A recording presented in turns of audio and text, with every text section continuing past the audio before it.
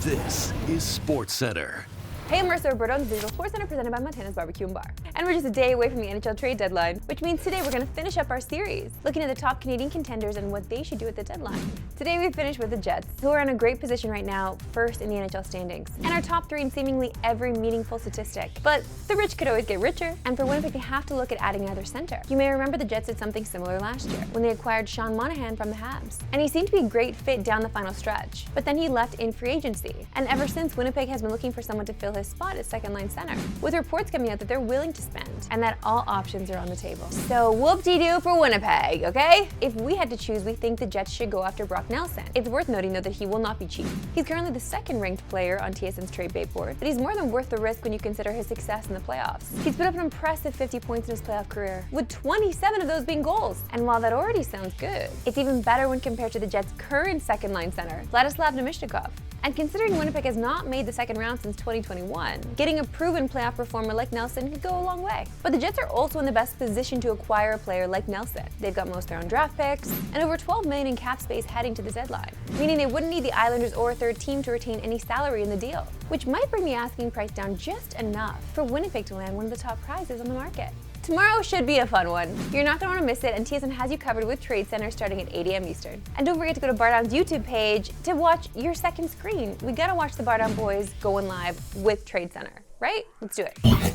Sticking on the ice tonight, we've got an all-Canadian clash between the Habs and Oilers. And what a matchup this one could be! The Oilers come into this one after acquiring a trio of players yesterday. But as we told you, it could be a while before we see Trent Frederic on the ice. Potentially even playoffs. But looking at tonight's game, hopefully it's the start of a nice stretch run from Connor McDavid, as the Oilers could really use it. McDavid snapped a 7-game goalless drought Tuesday against the Ducks. But that was the only good thing to come from that game, as they were smoked 6-2 by one of the worst teams in hockey. And it's been a rough last month for Edmonton, as they have just one win going back to February 6th, which is dead last in the NHL in that stretch. And the 4.7 goals they're allowing per game is also dead last.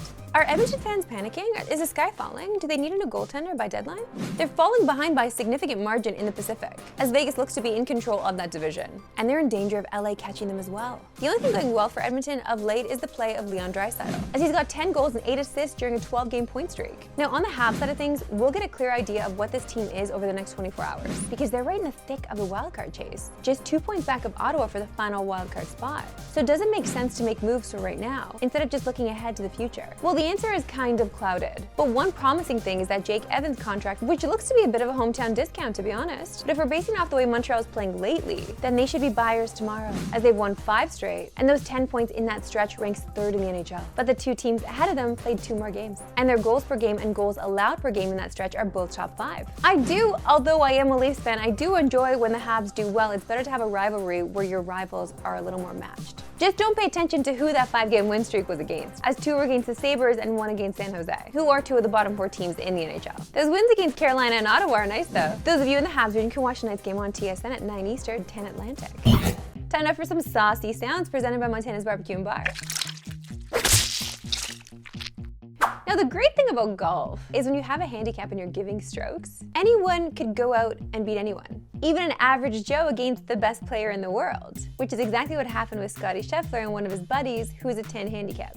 You know, I still love cutting it up with my buddies on the weekends and playing money games and gambling. And, I played last weekend, and one of my buddies who is not a very good golfer, he's like a 10 handicap, he beat me in our side bet for the day. And, I was talking with Phil, and that's kind of one of the great things about golf is, I can go out with a guy who's going to shoot 90, and I can give him enough strokes to where we'll have a good competition. And that's what I think is so fun about the game of golf. And so I don't think that my position has ever changed on that. It's always just been really fun. Did you handle losing very well?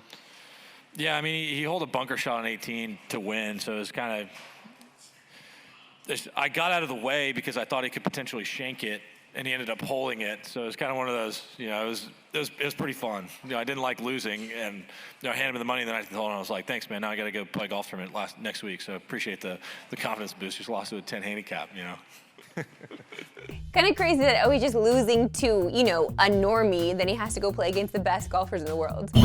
Now joined by our gambling guy, Wesley Cheng. Great to see you, Wes. Hey, great to see you, Marissa. Okay, Wes, we saw all the craziness in that fourth quarter of the Raps Magic game Tuesday, where it was clear they're trying to tank in-game. So now that they've said the quiet part out loud, how should we be betting the Raps the rest of the season? I hate to say it, but it is officially under season.